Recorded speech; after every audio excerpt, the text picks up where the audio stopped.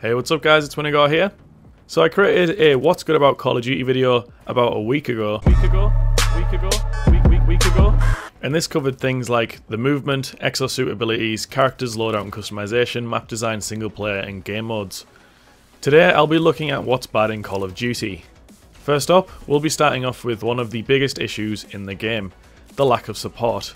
Any PC player will know that there have been huge problems with the lack of support on all of the PC basically. We have an issue with dedicated servers.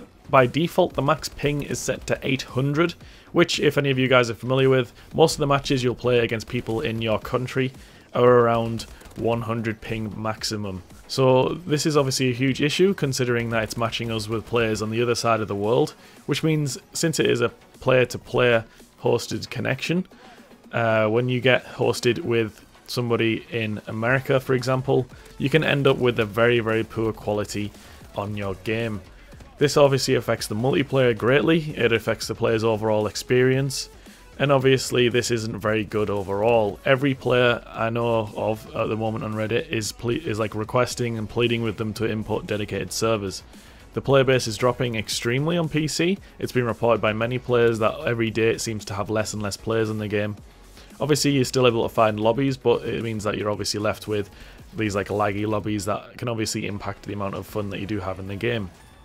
On PC it's already been reported that there's people getting past the anti-cheat, so there's like modded lobbies and things like that on PC, which I'm obviously hesitant about how quickly that will transfer over to the consoles. Obviously every Call of Duty has had hackers eventually on it, and they've always been like okay at nailing down on it as long as the game is still being supported. But obviously like that's pretty unacceptable to not have dedicated servers where you can't really moderate things like banning people who are obvious hackers. Another thing that's coming up for me was the party problems I was having. I wasn't able to join matches on the Xbox One properly. A lot of times you'd find that certain friends couldn't join games together, which I've had like a few times before in Call of Duties, but not as often as it is in the new Advanced Warfare. We'll go and try and join a game. I'll join it with Alimu, who's obviously from the US, and then there'll be one other guy who's from the US there who can't seem to join our game, so we have to join in the correct order on the right person in order to get into a match. And it can take a very long time to start up a match, especially for YouTubers like YouTube Dude, for example.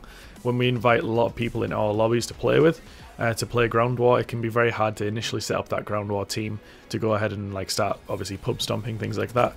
Can be very hard to set up, which obviously can detract from the fun a little bit.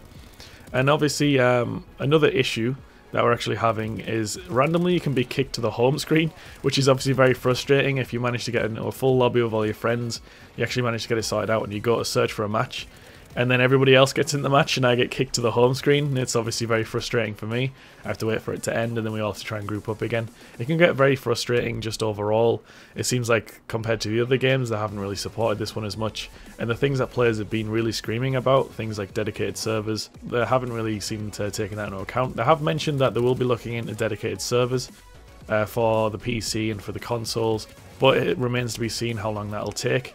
It's very worrying as it could obviously kill off the player base before they manage to implement them, and obviously like the less players there are on it, the more like likely it is to not be considered, I guess, as much of a success. They will have successfully sold the game to players, but getting people to buy things like DLC will obviously become harder for them.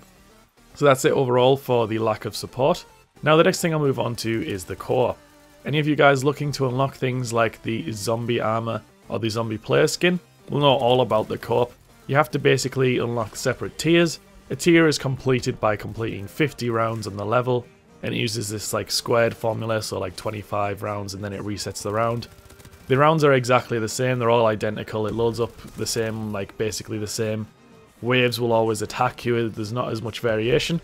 So after you've done one tier it gets very boring to then move on to another map to just experience the same thing and have to do it again for another 25 rounds. Compared to game modes like the zombies, it seems like it's less kind of, you're less forced to move around. It's actually better to kind of camp in one building and hold that out because of the amount of places you can get shot from and how quickly you do die with obviously the AI seeing you. It just seems kind of like hoarding up in a building and holding it for 25 rounds. Well, 50 total to unlock each tier, and you get past tier 4 on the riot level, which then allows you to unlock the zombie camo skin for your player. It can obviously get very boring after a point. I know it took us like an hour just to do 50 rounds the first time, and then it was another hour to do the tier 2, and since then we've kind of stopped because obviously like it's just repeating the same thing and it's very grindy. And if I wanted to play a very grindy game, I'd obviously go over to something like Destiny, where there's a lot more variation in like what you actually do when you're grinding.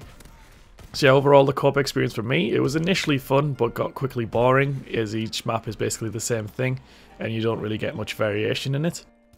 For number 3, on what's bad in Call of Duty Advanced Warfare, I'd have to say the weapon balancing personally. It's not a huge problem, it's mainly getting used to the different playstyles, but the assault rifles above all outshine every other class. Every player will know the BAL, I think the default assault rifle. It's just like so good in the game that there doesn't really seem to be any reason to use any other class.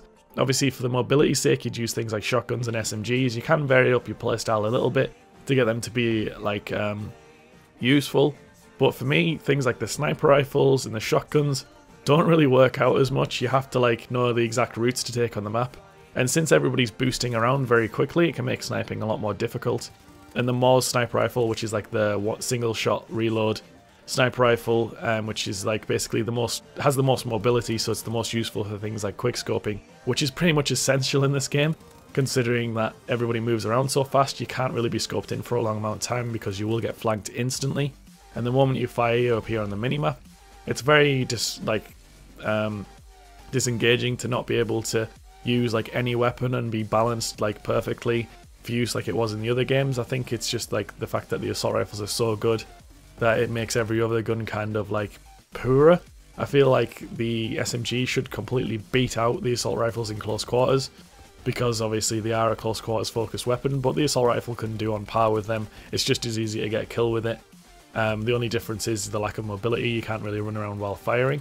I have had a lot of fun playing with obviously both classes, but I've noticed that pretty much every single player now is using assault rifles, or obviously there's a slight variation where they will use a sniper on one certain map.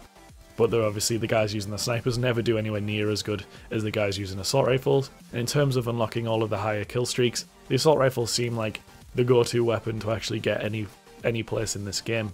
So one of the next issues that I've had, which is probably again to do with the lack of support, is that somehow the Xbox Live chat keeps breaking. And I'm not entirely sure if it's Call of Duty's fault or if it's Microsoft's fault. But for some reason when we join lobbies we can't hear each other. Just joining purely in-game, we try talking, certain people can't be heard. We then join a party and people can't be heard. We have to then remake the entire lobby, restart our games, and then like do that a few times and it'll eventually work and we're able to hear people. I don't know if anyone else has experienced this, but I've had it a few times myself, where we've joined like parties with like YouTube Dude, Alimu, even like Shadosha, and we haven't been able to hear the other person. We've had to like tinker on with it a bit to try and get it to work, which is very frustrating at first. Just initially setting up a match, you obviously want to have it the easiest experience possible in actually playing a match. But for me overall, like this game has obviously had a lot of good points. They've improved a lot, like I did mention. The movement, the exosuit abilities, character loadout customization, map design, single player, and the game modes are all really fun. It's just the fact that the support that they've given to the game doesn't seem to be quite on par with what you'd expect from obviously a AAA title and one of the biggest grossing developers in the world. So that's basically it for my overall of the bad points in Call of Duty Advanced Warfare. If you guys have your own opinions, please feel free to drop them below. Obviously if you enjoyed something a lot that I didn't cover in the last episode, or I covered something that you missed out in this episode, just make sure to leave a comment below and we can always talk about it, and I may even include it in a future commentary. So hopefully you guys enjoyed this commentary. If you did, hit that like button and subscribe. Thanks a lot for watching guys, and I'll see you guys next time. Bye, have a great time.